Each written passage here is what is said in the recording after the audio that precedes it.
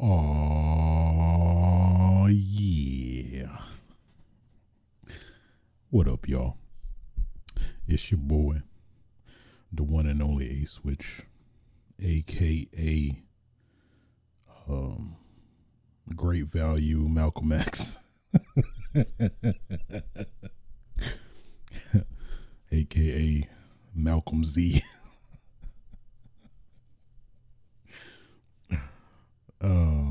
aka put some put some cocoa butter on my knuckles so I know you love me.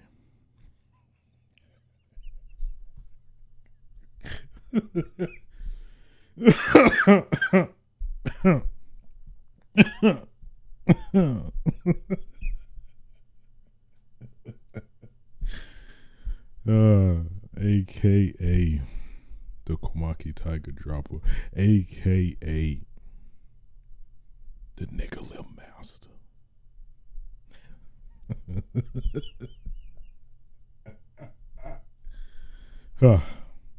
Bringing you yet another episode of Switches Sites, episode 195 to be exact. Today's date is December 1st, 2024. Hope everybody had a wonderful Thanksgiving. Got them turkeys, got that tryptophan going, you know. Hopefully nobody got any black eyes from Thanksgiving or Black Friday. I mean, you know, getting them doorbusters. But you know, what do I know? I don't. But it is December, the last month of the year. 2024 is coming to a close. That's kind of crazy, man. Just the other day, it was March. I could have swore, but what do I know? What do I know? No. Well, yeah. Been a minute. I know. I don't know. I'm just doing this as I please at this point, but I got some motivation. It's like, you know what?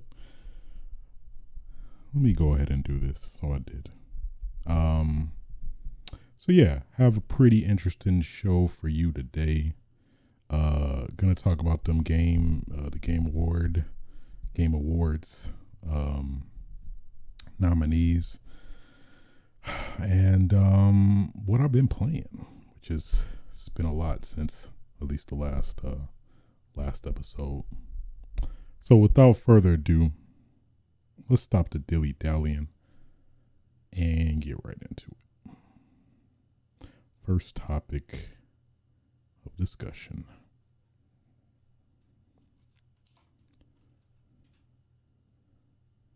I forgot to put in my notes.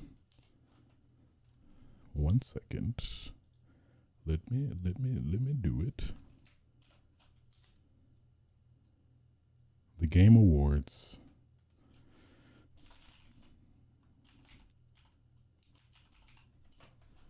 Let's see. Let's just do that. Game Award nominees been announced. I mean, that's really all there is to it. Some interesting decisions were made. I guess we'll go to those as we get through them, but I think we'll go with at least the relevant categories. I'm just not gonna do like the irrelevant stuff, I feel, and then make some educated predictions to see if hopefully I'm correct. First category, best esports game. I feel like this feels very subjective in a lot of ways, but you got Counter-Strike 2, Dota 2, League of Legends, Mobile Legends, Bang Bang, all right, and Valorant. My guess, I feel like Counter-Strike 2 had, you would think Counter-Strike 2 would be the kind of marquee game since it technically came out this year, I think, right? Let me double check that. I think it came out in May of this year. Did it? Did it come out last year? Oh, never mind. Could have swore it came out this year, but I guess not. Or maybe it was beta. That's always weird. Well, I'll just consider it came out last year. Dota 2. I'm not even familiar with that game too much, other than I know there's a cult following, maybe even more than a cult following. League of Legends just feels like toxic, just incarnate. I don't know. It's always felt like negative reception in regards to that game. Just I guess maybe more so a steep learning curve than anything. But I don't have no idea what Mobile Legends Bang Bang is. It sound like a one of them games, one of those if you catch my drift. Valorant could be. I think I'm gonna go with Valorant. With its release on consoles as well, I feel like from everything I've heard about Valorant, I feel like that's probably gonna win. That is my guess, my prediction. Best sports racing game: F1 24, EA Sports FC 25, NBA 2K 25, Top Spin 2K 25, WWE 2K 24. I don't know. I'm at a loss here. I don't. At least from what I've heard, I haven't heard anything prominent about any of these. But personally, I'm probably gonna go. I don't know. Top Spin feels like I've never seen a Top Spin in best sports game, so I'm gonna go with Top Spin 2K25. I feel like it might be something prominent about that. It's making it stand out specifically here. Best sim strategy game: Age of Mythology Retold. Frostpunk 2, Kuneitsu Gami, Path of the Goddess, Manor Lords, Unicorn Overlord. I'm gonna go with Unicorn Overlord because I've heard a lot of good things about Unicorn Overlord specifically. So based off that alone, I think Unicorn Overlord is gonna win it. Maybe Kunitsugami, but I don't know. I've heard way more positive things in general from Unicorn Overlord than Kunitsugami. So, best family game, we got Astrobot, Princess Peach Showtime, Super Mario Party Jamboree, The Legend of Zelda Echoes of Wisdom, The Plucky Squire.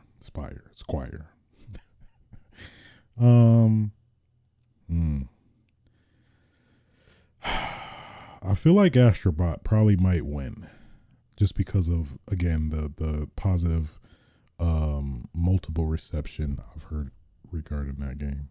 So that's what I'm banking my money on. Astrobot gonna take it. Innovation and accessibility: Call of Duty Black Ops 6, Diablo 4, Dragon Age, The Veilguard, Prince of Persia, The Lost Crown, Star Wars Outlaws. I don't know. I guess the only game I've really played out of this is Black Ops 6, so I feel like my opinion will be skewed. I guess technically I played Diablo 4, but I would probably say Black Ops 6, at least from what I experienced. The accessibility seems pretty dope, and I guess it's hard to gauge what do they mean by accessibility. I'm assuming like things that make the game more accessible to people who don't have, I guess, traditional accessibility like that, I guess, the normal human being has. So yeah, I'm gonna go with Black Ops 6. Best action game: Black Myth Wukong, Call of Duty Black Ops 6, Helldivers 2, Stellar Blade, Warhammer 40,000 Space Marine 2. I think Helldivers 2, just based off of just the crazy, crazy positive like reception out of nowhere, where like nobody had this game really on their radar, and it just just caught like a huge word of mouth.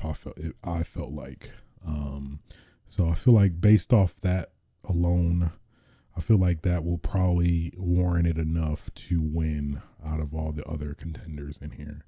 Stellar Blade, I feel like it's nothing other than looking at a sexy girl, looking up the booty cheeks. I mean, that's it. Warhammer 40,000, Space Marine 2. I heard good things about it, but I can't really vouch otherwise. Black Ops 6, it feels like it's more Black Ops, pretty safe. I don't think it's really anything significant. They're like, oh my god, this is great. Black Myth Wukong, I've not messed with, but also I've not really heard anything like exceptionally like outstanding. So I think Black Myth Wukong gonna do it. Best fighting game got Dragon Ball Sparking Zero, Grand Blue Fantasy versus Rising. Can't forget that. Marvel vs. Capcom Fighting Collection Arcade Classics, Multiverses, Tekken 8.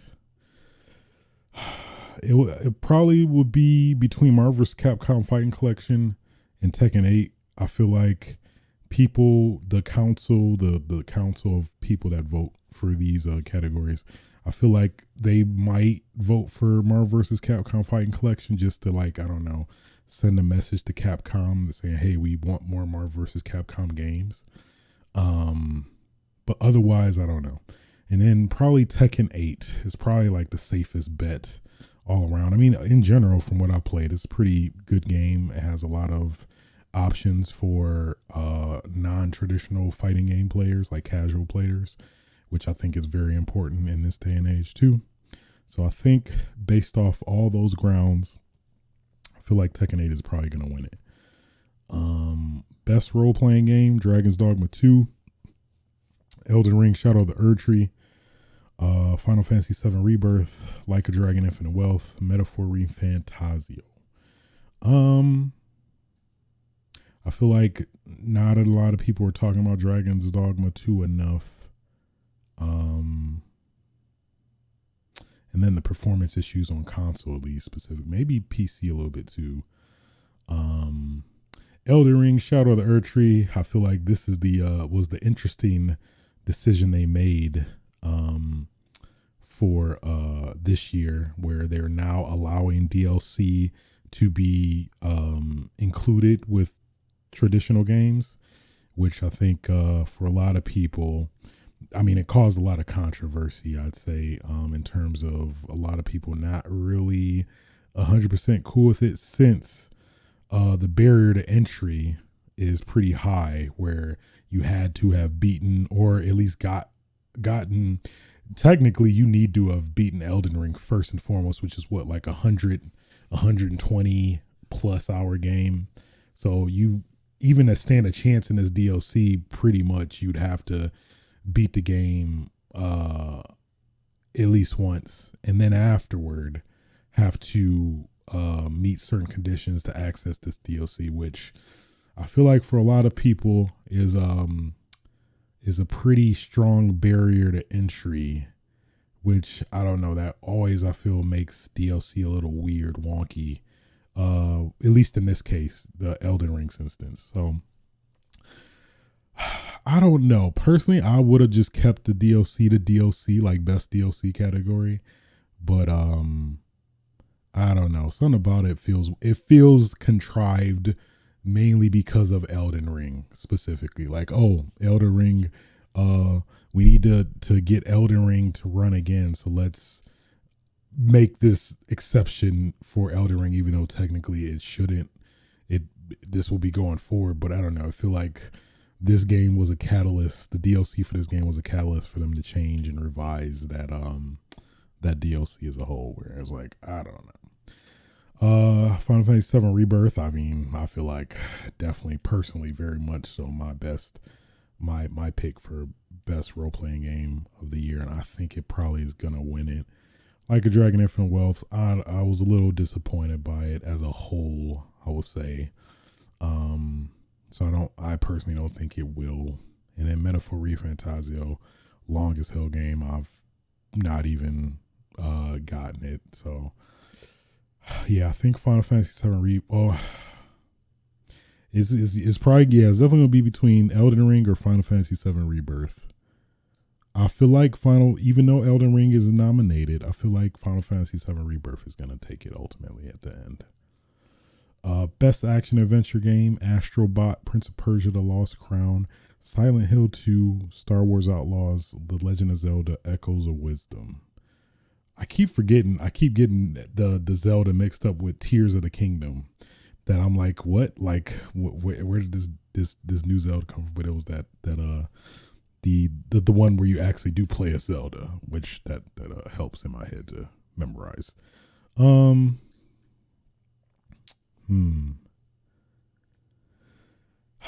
Personally, I definitely want Silent Hill 2 to win. I think it definitely deserved it in terms of just managing to pull that remake off is very impressive and for many reasons. But I think it's probably going to be between Astrobot and Silent Hill 2, I'm guessing. But I think ultimately I want to go with Silent Hill 2. I feel like that game very much deserves the win. So I feel like, especially considering the skepticism a lot of people had regards to Bloober Team, the development team that worked on this remake, had going into it, considering like its previous games that it released were very disappointing, subpar, and for this to actually really live up to, I think, a lot of people's expectations at the very least, I think it might take it. I'm gonna go with Silent Hill 2. I'm gonna go with Silent Hill 2, best action adventure game. It's gonna do it. Most anticipated: Death Stranding 2 on the beach. Oh man, I had a random thought. I'm gonna go with it. Death Stranding 2, Sex on the Beach. I'm thinking of a DJ Assault song. If you know, shouts out. If you know, that's a very obscure reference, but you look up DJ Assault, Sex on the Beach. You that is so random. That's gonna be like my connection now. Now I'm always gonna think of DJ Assault because of that. Thank you, Death Stranding 2. Oh man. Okay, Death Stranding 2. Now I'm saying it automatically. Death Stranding 2, Sex on the Beach, Ghost of Yote, Grand Theft Auto 6, Metro Prime 4 Beyond, Monster Hunter Wilds. I think we all know who's taking it clearly. Grand Theft Auto 6 by a landslide. The memes like this before Grand Theft Auto 6. I mean, I don't know. It just feels like people are feral for Grand Theft Auto 6. Like, you know, they managed to leak the game a while back, and that alone managed to get like Rockstar to finally give us a trailer. So I don't know, considering how long it's been since the last one, 10 years, over 10 years since the last Grand Theft Auto that came out. Yeah, I think it's a pretty much a landslide. Grand Theft Auto 6 is for sure most anticipated. Best, I don't know if I could really vouch. Yeah, I can't even put my sense in that category. Best debut indie game: Animal Well, Balatro, Manor Lords, Pacific Drive, The Plucky Squire. I feel like Balatro is probably going to take it, at least from what I've heard. Maybe Animal Well, but I think it's between Animal Well and Balatro. But I think Balatro is ultimately going to take the cake for sure. Best independent game: Animal Well, Balatro. Independent game, debut indie game. Okay. I was like, aren't they essentially the same? Which kind of I feel like they are, but yeah, Animal Well, Balatro, Lorelei and the Laser Eyes, Neva, UFO 50. I feel like UFO 50, I think it's probably going to take it, considering what I've heard. the reception of like literally almost every game is literally could be great on its own accord, but the fact that they're all together in this one package, I think that is probably gonna stand for something. So putting my money on UFO 50 there. Best multiplayer, Black Ops 6, Helldivers 2, Mario Party Jamboree, Tekken 8, Warhammer 40,000, Space Marine 2. I feel like Helldivers 2 is probably going to take it. Again, with the word of mouth, I think just the sleeper hit that it was. I think the underdog, if you will, I think that is probably gonna be the reception for the council that is making a decision on that. Best community support: Baldur's Gate 3, Final Fantasy 14, Fortnite, Helldivers 2, No Man's Sky. Yeah, this one is pretty. I think it could go many ways, actually. I feel like just the barrier to entry for Final Fantasy 14, I feel like that's not gonna make it. Baldur's Gate 3 potentially, from what I heard in like the patches and support. But I think it's ultimately, I don't even think No Man's Sky is gonna get anything. So I think it's ultimately probably gonna be between Fortnite and Helldivers 2. I could definitely see both. I'll maybe be more skeptical if Fortnite took it because of the weird, coercion between like Jeff Keighley and Epic and Fortnite and their inclusion, like he's in the game. They're having some event where Jeff is in the Fortnite. What is it? The Fortnite where I think you can vote within the game or something like that. I want to go with Helldivers 2, so I think I'm gonna go with Helldivers 2. I think because of the reception, because I think I know one specific issue they had when it came out, from what I heard, is that the servers couldn't handle all these players jumping into Helldivers 2 because they weren't expecting the success that it got. And then they managed to respond pretty decently from what I recall. So based off that alone and just how much the developers kind of rode with like the unexpected success, I'm gonna give it to Helldivers 2. Helldivers 2 yet again. Games for Impact: Closer the Distance, Indica, Neva, Life is Strange Double Exposure, Senua Saga, Hellblade 2, Tales of Kenzera Zao. I think it's probably gonna be between Senua Saga and Tales of Kenzera, I'm guessing. I'm probably gonna give it to Senua Saga because it's the only prominent game that I know I haven't played, but I'm at least familiar with probably the vibes, if anything. Best Narrative: Final Fantasy VII Rebirth, Like a Dragon Infinite Wealth, Metaphor ReFantazio, Senua Saga, Hellblade 2, Silent Hill 2.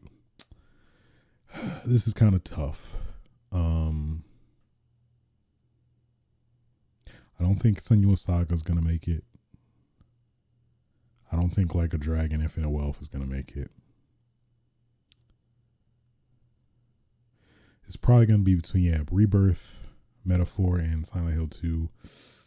I would give it to Final Fantasy VII Rebirth, personally, but I also think it's gonna make it too. That I think that's gonna be the winner. Final Fantasy VII Rebirth. Best Adaptation: Arcane, Fallout, Knuckles, Like a Dragon, Yakuza. Why? Tomb Raider: The Legend of Lara Croft. One of these is not like the others. Like a Dragon, Yakuza. I don't know how that got in there, but definitely would not put that. I don't think that's gonna win.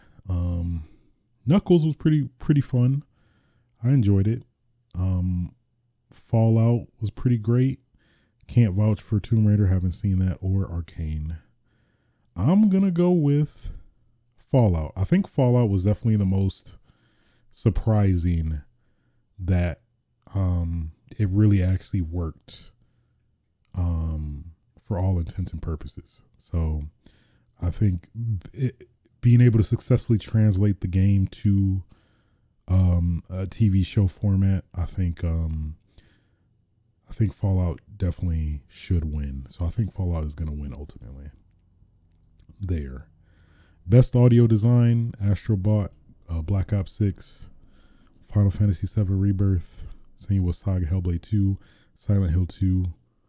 I'm going to go with Silent Hill 2 on this one because that audio is actually pretty great. It's probably the best. I guess Black Ops 6 could be up there with their new experimental audio options they're doing, but I think Silent Hill 2 is ultimately going to win it. So I'm going to give it to Silent Hill 2.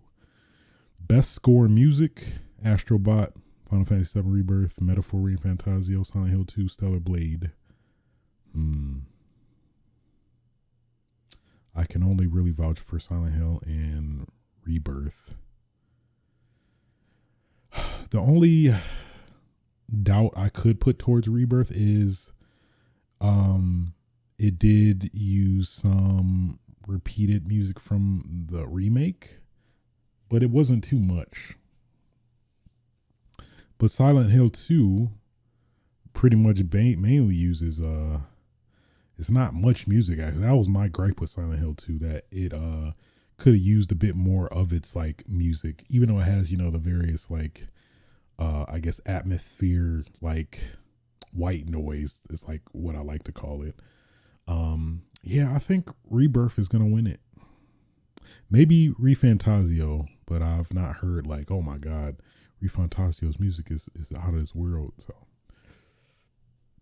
best art direction, Astrobot, Black Myth Wukong, Elden Ring, Shadow of the Erd Tree, Metaphor Fantasio, Never. I think it's ultimately going to be between Elden Ring and Metaphor. I don't know. From what I played in Elden Ring, man, them graphics, man, it looks so damn beautiful. But Metaphor has, of course, the persona-like presentation, which that might win over the console too.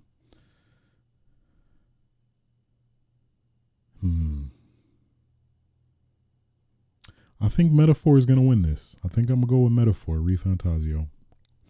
I think it's going to win. Best mobile game, AFK Journey, Balatro, Pokemon Trading Card Game Pocket, Wuthering Waves, Zenless Zone Zero. I think Balatro is probably gonna take it again. Best performance, Brianna White, Final Fantasy VII Rebirth, Hana Tell, Life is Strange Double Exposure, Humberly Gonzalez, Star Wars Outlaws, Luke Roberts, Silent Hill 2, Melina Jurgens, Senua's Saga, Hellblade 2. It's between, I think, Brianna White for Aerith for Final Fantasy VII Rebirth, or Luke Roberts in Silent Hill 2. As much as I love Brianna White, I think I'm going to give it to Luke Roberts for Silent Hill 2. I think he's probably going to win it. Yeah, I don't know. I feel like for non-spoiler reasons, I feel like people are going, that's the reason. Well, I don't know, man. I think Luke Roberts did a really great performance compared to the two. I still have to give it to Luke Roberts. I think he's going to win it. Best ongoing game, Destiny 2, Diablo 4, Final Fantasy 14, Fortnite, Helldivers 2. I'm not sure why Helldivers 2 would be in here. I could have swore it came out this year. Yeah, it came out this year, so I don't see why that would be nominated. Because I thought this is for games that are continuing after their initial release year. But I feel like based off that technicality, I would not I would not consider Helldivers 2. But the fact that it is even in here feels like that it might also win that way too. Tough. You know what? I think Helldivers 2 is probably going to take this one, actually. I would not be surprised. It feels like it's a cop-out, though. But, I mean, if it is nominated, I think it's going to win. Best Game Direction. Astrobot, Blatcho, Black Myth Wukong, Elden Ring Shadow Erdtree, Final Fantasy VII Rebirth, Metaphor ReFantazio. I think it's going to be between Elden Ring and Final Fantasy VII Rebirth. It could go both ways. I think Final Fantasy VII Rebirth, based off what they did, I personally, and I think the council would also go with Final Fantasy VII Rebirth. And finally, Game of the Year: Astrobot, Balatro, Black Myth Wukong, Elden Ring Shadow Erdtree, Final Fantasy VII Rebirth, Metaphor ReFantazio. It could, I mean, Balatro could like be the undercover like black sheep that, you know, I've heard like so many people getting very much addicted to this one. I think I'm gonna have to go with Final Fantasy VII Rebirth. I think Rebirth is still gonna take it as a overall. Maybe Elden Ring, but no, I think Rebirth was just what they did. I think was great, and it was commendable what they managed to do. I think Rebirth is going to take it. Rebirth, Final Fantasy VII Rebirth, Game of the Year. Called it right now.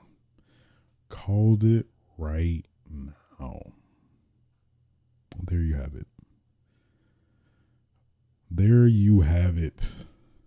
So yeah, I guess we'll see what December 12th, I think, is when it takes place.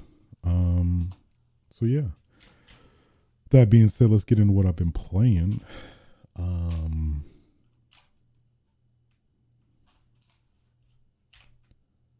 Dead Rising Deluxe Remaster. My thoughts about this game. It's been a while since I have finished it, technically. It is very weird. Very weird. First off, yeah, that's I think the first sentiment. Yeah, very peculiar. Pretty much the same game for, I guess, the unkeen eye that played the original. But it just, something feels like off about it to me, like at least from reflecting back from playing it. Like it feels very,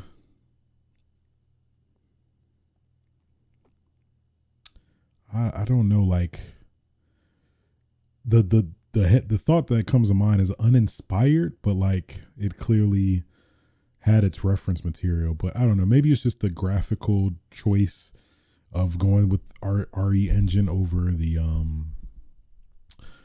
MT framework, which I still feel like I'm attached to the aesthetic and style, graphical style of that game compared to the Deluxe Remaster. But it did also make a lot of quality of life improvements as well, like blocking bullets with like a grabbed bulky weapon or a bulky item, like a barrel, whatever. Apparently the AI is supposed to be smarter, but in my experience, they feel just about the same, if maybe not slightly worse compared to the original. But maybe that just is me. Maybe it's just how I was playing, or I don't know. Maybe the wind was blowing extra hard that I don't know. But the AI felt stupider in some cases than better as a whole. But I don't know. I guess that's hard to judge. What else specifically? Oh yeah, they did make some questionable omissions compared to the original, like the the exotica category, where in the original game you could take pictures of, not that I'm saying I did it or whatever deliberately or anything like that. Let's just let's just go. Let's just make that clear. I wasn't deliberately doing this. I just happened to take a picture of a girl's titties and hey, it just happened. That's my case and I'm sticking to it. But they basically omitted the whole exotica category, which is basically pictures of sexually suggestive related stuff like poses some of the survivors would do and things like that. Which is fine. It technically, well, I guess it doesn't really necessarily acknowledge it, but the components are there still. It just doesn't give you any sort of validation or I guess gratification for it, more or less. Which is fine. I think it's fine. It's just notable. Some of the racially suggestive stuff, like the one psycho that made the commie comment. I think they revised his dialogue. There was an Asian butcher psychopath where I think they revised him a little bit, where he isn't as I think I guess offensive. So I mean, they made some I guess understandable decisions, but nothing necessarily too drastic. A lot of the original music stayed in, including what's the convict music. I forgot the song, but it's a prominent song that plays when you're in the park, the outside park area that connects to all the malls, and you hear it. Buona, buona, buona, buona.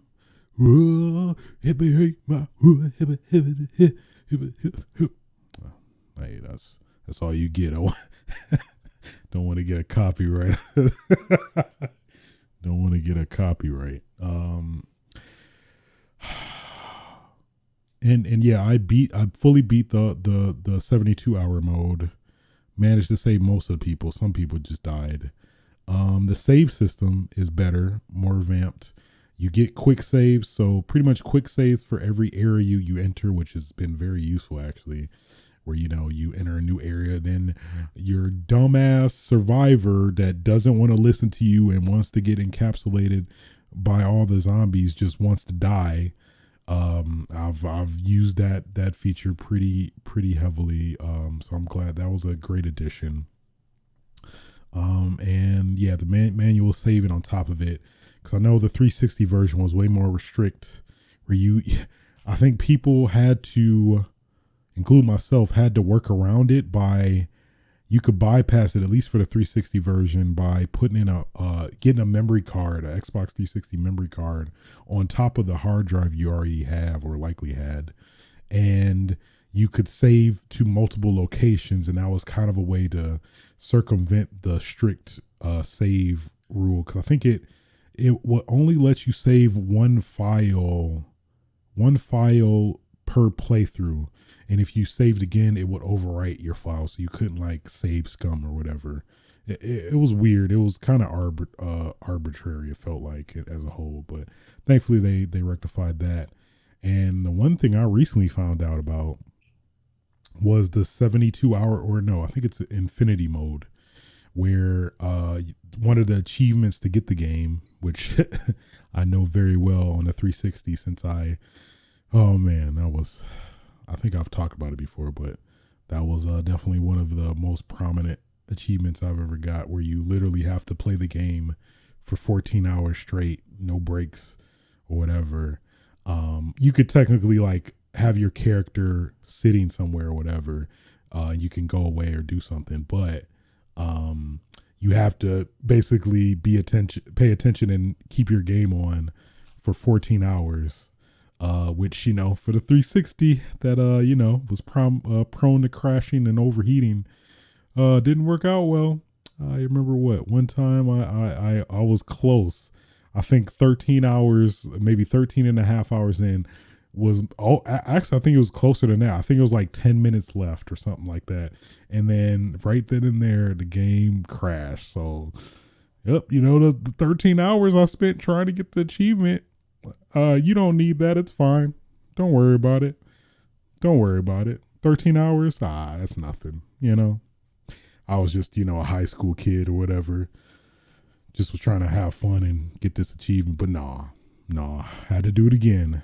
I think maybe another time. I think it froze again, and then I eventually got it the third time or something like that. But nonetheless, you thankfully don't have to go through that pain anymore with this deluxe remaster, because they did include a save option within the infinity mode. So you can take a break or save and then pick it back up to, get those 14 hours in, rather than, do it in one fell swoop, like the no life where you are.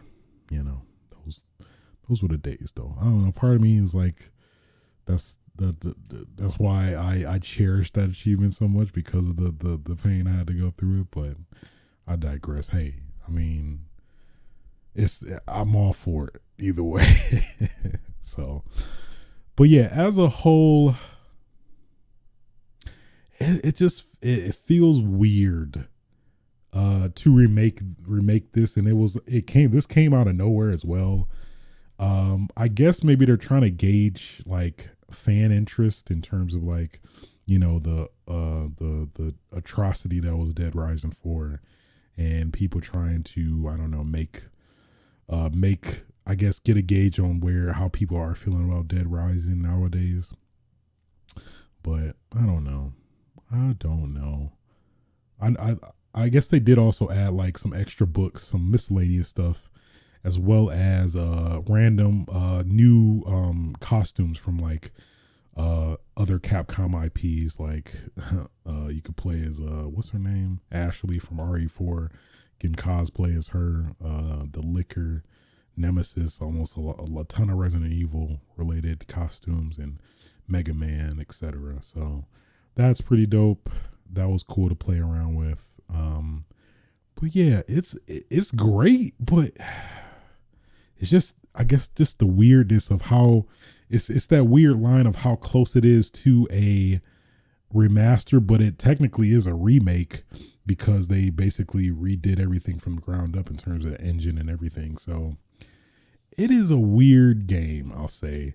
I'll probably plan to play play that infinity mode, and maybe somewhat further solidify my impressions about it. But as a whole, I think if you've never played Dead Rising before, definitely this is it's a great entry point. But if you played the original one and weren't a huge fan, this definitely wouldn't swerve you or change your opinion. But if you're, a hardcore Dead Rising fan and wanted to give it are curious about the changes they made, then yeah, I would recommend this. The graphics do look good, 4K 60 mostly. It looks great. Yeah, I don't know. It just feels weird. It feels taboo in a way. Like, I don't know, like you're trying to remake the sauce, trying to remake the family recipe. I don't know why I feel like that.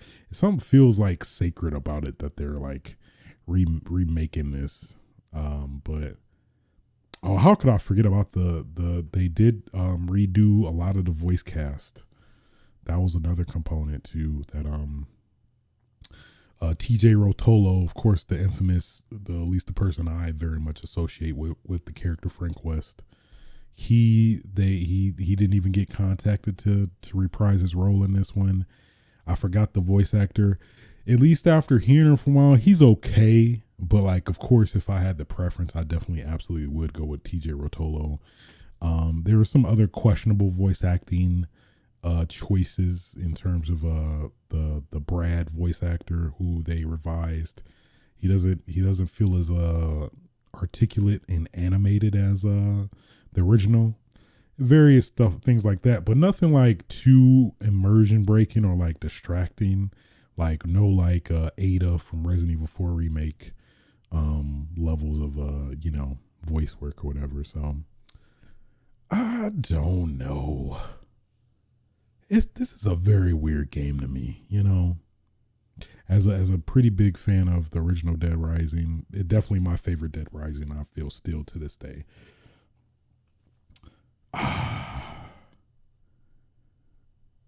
I don't know. It just feels very weird.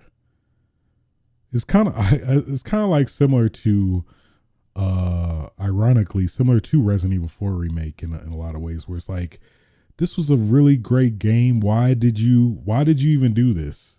I'm gonna play it, but why did you even do this?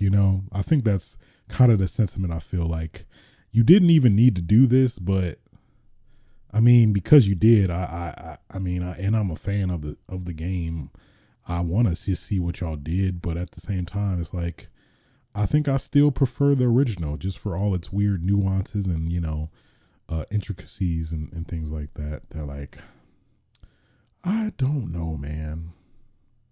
It just something feels really. It feels very taboo to like remake a game that like semi recently is relatively not that old. This game came out 2006, and we got a remake in 2024.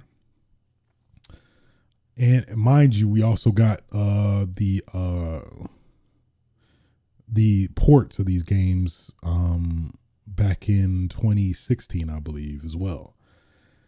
So there technically really wasn't a need to like for this remake on top of that, where that just feels weird. I don't know, man. Just something about this that just feels very just taboo. It's probably the best way I can describe it. But nonetheless, it was fun. I had a great time with it. I do like all the miscellaneous quality of life improvements they made. Like you can fast forward the clock now, which you couldn't do in the original. Little things like that are appreciated. Otis has a voice now, so he isn't like just this person that doesn't have any line of dialogue. Hey, you put the finger in the bowl. Why'd you do that? I mean, yeah, he kind of sounds. I think Dave Fennoy. He sounds like Dave Fennoy, the voice actor for him, but he did a pretty good job. So, yeah, Dead Rising Deluxe Remaster. Very weird. Very weird is probably the best way I can describe it. I enjoyed it, but it's still weird. That's. I don't feel like that's going to change. So, moving on. Also played Silent Hill 2 Remake. The very highly anticipated, cautiously optimistic game from Bloober Team that this was very much a sink or swim game. Like I think this potentially could have either killed any chances of continuation of like going down the Silent Hill series, or what. But thankfully, yeah, I think for all intents and purposes, it did what it accomplished or set out to do. May have been a little bit of bloat, like some things that technically could have been cut out, but I mean, as a whole, I think it's still appreciated. Yeah, from my first playthrough, it was about 20 plus hours. I'd say maybe 25. I'd say damn near 28. I think it was like 28 hours in total to beat this on the first playthrough. So, that I think will, says a lot about the content there. At least only playing the original one once and semi kind of recent back in, I think around 2016, playing the original for the first time. It was great. It was great to kind of see their vision, see their take on it. I really like the graphics, the environments, the vibes, I say the vibes as a whole, the kind of just the vibes of, the mood setting that is Silent Hill, that I think they very much captured to a great amount. So a lot of the characters, I think they did a good job of retaining pretty much the essence of these characters. I forgot the chubby dude, the chubby white guy, but I think he was pretty prominent. I think he's even stronger in this one than the original. The girl, I know people were in an uproar about her redesign, that she doesn't look as attractive or sexy as before. So I'm not as interested, but I'm like, really? Like, first off, is that the thing nowadays? Does every character that is female have to be somebody that we want to have sex with? I disagree. I don't think so. I don't think they exist. They exist. So I don't know about that, but yeah. So yeah, it really set out what it needed to do. It's very creepy, very scary. Admittedly, I had a few jump scares. Shouts out to them damn mannequin things. I forgot I think they're just called mannequins, but those are the most love to hate annoying characters of 2024 for sure. I think it definitely absolutely won. What be pissing me off is that they be like they come off as very mischievous, where they be like deliberately trying to hide amongst the environments, and like they be hiding good as hell too, like where you don't even be recognizing them hidden in the environment until it's too late, and then they pop out and hit you, which is pretty great. And then when they get found out, they'll actually have the audacity, the nerve, the gumption, if you will, to like scurry around and try to find another hide spot to try to get you again, which I just think that's some great design as a whole. So those enemies, fuck them. I hate them so much, but I love to hate them. I think it's the good love to hate, that they're like annoying, but annoying in a good way, which is you would think that's counterintuitive, but I mean it, at least for the sake of I don't know, having some emotional investment in a game. I think it does a good job of doing that. Oh yeah, I hate them so much.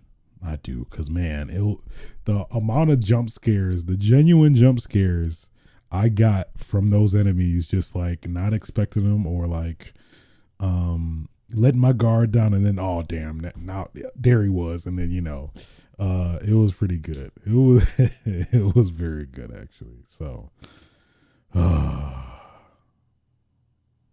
man, the mannequins, I swear. Yeah. Boss fights, pretty great. To not spoil anything. Plot felt pretty intact, in line with the original. A lot of love to the original. You could feel that they very much were huge fans of the original. I think this game was what got them into developing, I believe. So only makes sense for them to actually be on this game to develop. So yeah, as a whole, I was very satisfied with this, and the endings, and the take of their characters and redesign. Like I said earlier in the nominees section, I think my biggest only gripe I really had was lack of audio in terms of just the traditional music tracks you normally would hear in the game. It felt like they weren't as prominent as they were in the original, which I felt like I wish they did have an option where you can literally do the kind of RE2 remake treatment where you could play the original score music, have that in this game where you can literally just go through the areas and play the same music as the original, which I think it technically, after playing the whole game, I think it technically would work, but I don't know.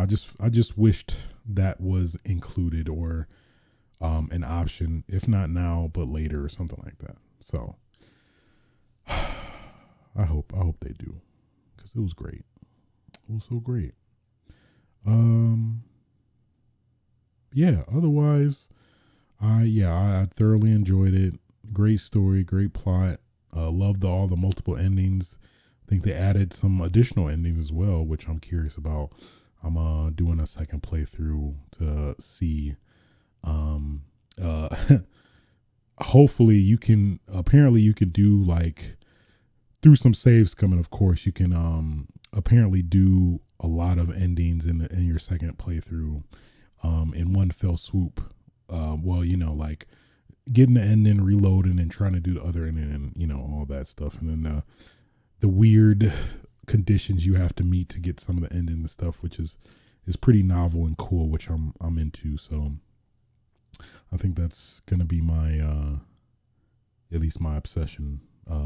Otherwise, So, but yeah, Silent Hill 2 remake. I'm very surprised, actually. I did not think they were gonna hit it out the park, which I feel like they did. I feel like the ammo scarcity like felt really good. Puzzles were pretty good. Just the right balance, and even then you can modify it.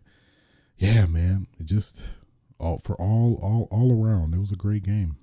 I'm just very surprised that just seeing Bloober Team's track record before this game, everything was set for this not to be that great, but thankfully it did. So, whew, yeah, I'm thankful. So, all right, let's see. Also, played Black Ops 6, of course. Call of Duty Black Ops 6, the sixth. The sixth Black Ops. I mean, clearly. It was pretty good. At least speaking on as far as the campaign. Kind of bummed that they didn't do the advanced campaign early campaign release, where you could, at least before you're able to play the campaign a week early before the multiplayer or full game came out. But it was fine. When the full game came out, I just played the campaign, and when I was done, I got in the multiplayer after. That's generally my my MO when I play the Call of Duty games. So this was no different. But yeah, I like the premise. So it's basically your tried and true Black Ops crew, but now set in the 90s, the early 90s, which is getting close. Like, I'm curious where they're gonna go. Like, I guess they could do like 95 and up, and then probably 2000s, or maybe go back to futuristic, like Black Ops 4. So the potential is there. But yeah, you got the Bill Clinton era. There was a fun level. I called it the Bill Clinton level because it has Bill Clinton in it. So I was like, oh, okay, Bill Clinton, But yeah, it has a very Ocean's 11 vibe. Well, I guess that's one of the levels too, where it's like, yeah, very Ocean's 11 heisty. It has a bit of everything. It did take some liberties. It had this one really dope level that I don't want to spoil. That, like, I was like, wow, that was a smart, creative use of their pre-existing assets that they utilized. That made sense, I felt like, and was a nice change of pace in terms of the traditional Call of Duty campaign, rigmarole, I guess. So, yeah, as a whole, it was pretty fun. I enjoyed it. The ending was weird, as a lot of the Call of Duty games have been. Um, but then yeah, the multiplayer. They have the new omnidirectional, the new term, or gimmick term, omnidirection movement, where basically you can run in any direction without using losing your momentum. So this basically makes everybody look like Max Payne, really. And those were the jokes beforehand, where people like just shoot dodging everywhere without the slow motion. It's kind of funny, but it's like, oh, y'all just wanna play Max Payne so bad, but it's fun nonetheless. I barely do it whenever I'm playing, because it feels too weird and cumbersome. Maybe if I had a pro controller, the back paddle controllers, it would feel not as cumbersome to do. But even then, I don't know. I feel like the risk is not worth the reward, because it feels like there's a moment when I do the dive that I feel like I'm immobile or can't do anything, and that's generally when I do get lit up anyway. So I feel like it's very situational that you should use it, but I mean it does have its purposes. But otherwise, it's all right. It's not. I don't feel as game changing as like it's propped up to be. But it is a fun addition, attraction to the game that I think would bring in previous fans that maybe fell off, that are curious what it is like nowadays or whatever. Um, but yeah, otherwise the multiplayer is great. Love the maps, the map choices. At least initially, I was a little skeptical at first, but then after getting acclimated to them, they do feel very good. The good majority of them, even some of the worst ones like Red Card, which I think is probably generally the least well received map out of the rotation. That even felt pretty good after I got acclimated to like kind of the workings of it. So it's great.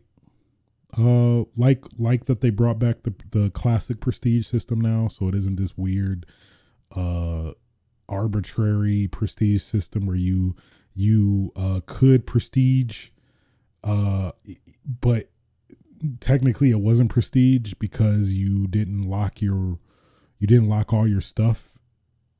It was weird. It was basically like you just leveled up. It wasn't really any prestige. It technically wasn't prestige, to be honest.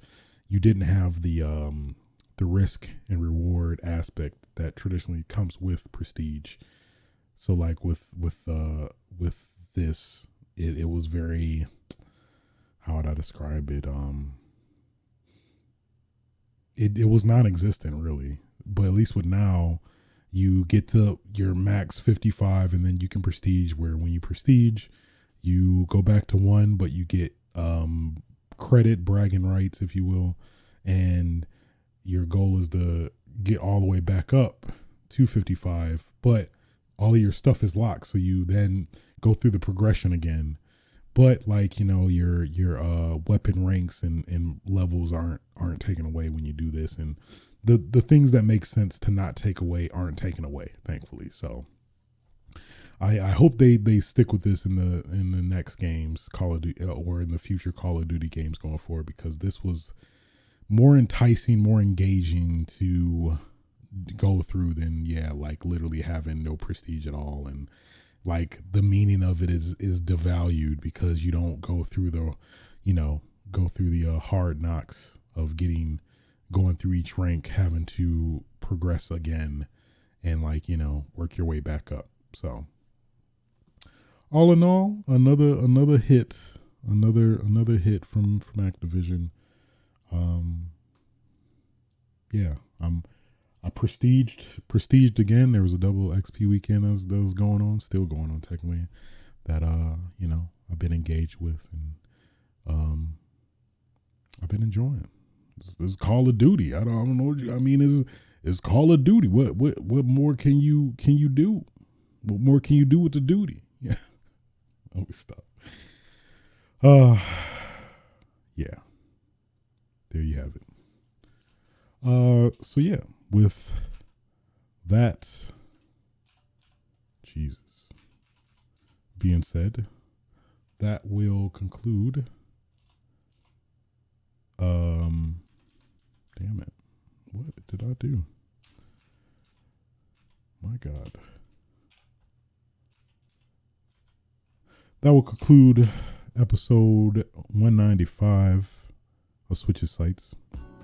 If you did like this podcast, feel free to like, rate, subscribe on your various podcasting platforms.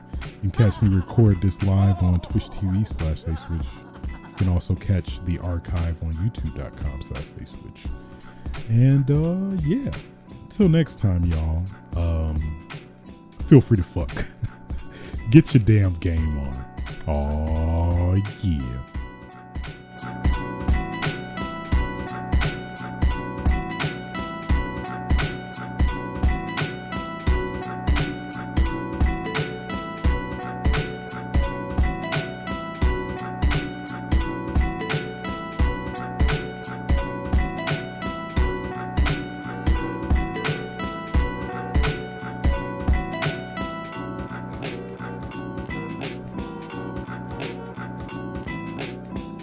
Nobody's safe.